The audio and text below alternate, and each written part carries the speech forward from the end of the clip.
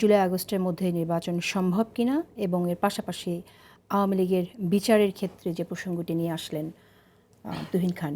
ধন্যবাদ দর্শক শ্রোতা যে যেখান থেকে আমাদের অনুষ্ঠান শুনছেন সবাইকে আমার সালাম এবং শুভেচ্ছা। প্রথম কথা হলো এটা কোনো বিপ্লব না, এটা একটা অভ্যুত্থান আমরা বলছি, এবং অভ্যুত্থান হইলে সে তাতে তার কোনো ঐতিহাসিক গুরুত্ব বা এটার যে তাৎপর্য তার কোনো ক্ষতি হয় না। ছাত্রদের দিক থেকে যে স্টেক হোল্ডার কথাটা এটাও আমার পছন্দ না। স্টেক হোল্ডার আবার কিসের? এই আন্দোলনের বৈশিষ্ট্য হলো এটার সাবজেক্ট হলো প্লুরাল, মানে এটার কর্তা সত্ত্ব হলো প্লুরাল, এবং এককভাবে যখন কেউ কোনো ক্রেডিট দাবি করবে বা স্টেক হোল্ডার আসবে তখনই বুঝতে হবে যে আসলে আমরা স্পিরিটের যে কথা যেটা বলতেছি এটা মুখের কথা, এখান থেকে আমরা আসলে সরে আসছি। এটাগুলো এক নাম্বার। আরেকটা হলো দেখেন, একটা প্রতিবাদ বা ধরেন একটা দাবি দেওয়ার আন্দোলন মানে রেজিস্ট্যান্স টু মুভমেন্ট, দুইটা কিন্তু আলাদা জিনিস।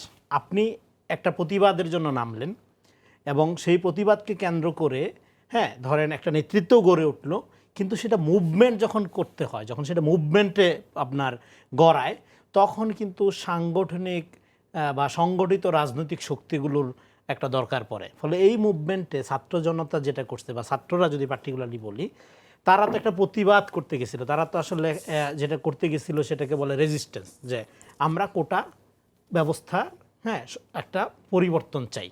কোটা বিলোপও তারা চায়নি, তারা চাইছিল এটা একটা যৌক্তিক সংস্কার চাইছিল।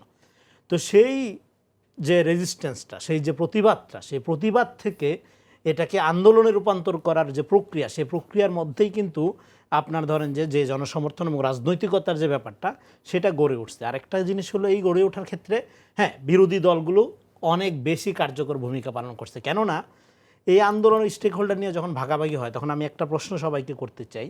কারণ মোমেন্টটা, টাইমিংটা যদি দেখেন এই অভ্যুত্থানে হাসিনার যে পরাজয়টা হয়েছে সেইটা কিন্তু ইন্টারন্যাশনালি হাসিনার পরাজয়টা আমি মনে করি যে 5 তারিখের আগে হয়েছে হলো ইলেকশনের সময়। বেসিক্যালি ইলেকশনে কিন্তু সে রেড লাইনটা ক্রস করছে। যদি আমরা আন্তর্জাতিক জিও পলিটিক্স দেখি, দেখেন পিটার হাসের দৌড়াদৌড়ি, ডোনাল্ডোর সফর, এবং তাকে বারবার নিষেধ করা হয়েছে তুমি রেড লাইন ক্রস করো না, এরকম একটা ইলেকশন দিও না, দামি নির্বাচনের দিকে যাও না। এবং এই অভ্যুত্থানে আমাদের এখানে অর্গানিক অনেক শক্তি ছিল, এবং আমরা একটু এখানে অ্যাড করতে চাই, এরকম যৌক্তিক অনেক কারণ থাকা সত্ত্বেও কিন্তু আন্দোলনগুলো ব্যর্থ হচ্ছিল।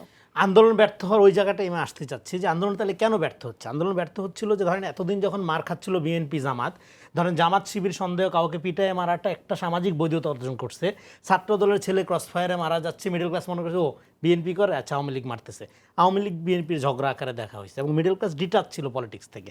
কিন্তু যখন এটা তার ঘাড়ে আসলো, তার ছেলেকে গুলি করে মারা হচ্ছিল, তখন সার্টেনলি একটা মোরাল ঐক্য তৈরি হয়েছে, একটা মোরাল জাগরণ তৈরি হয়েছে।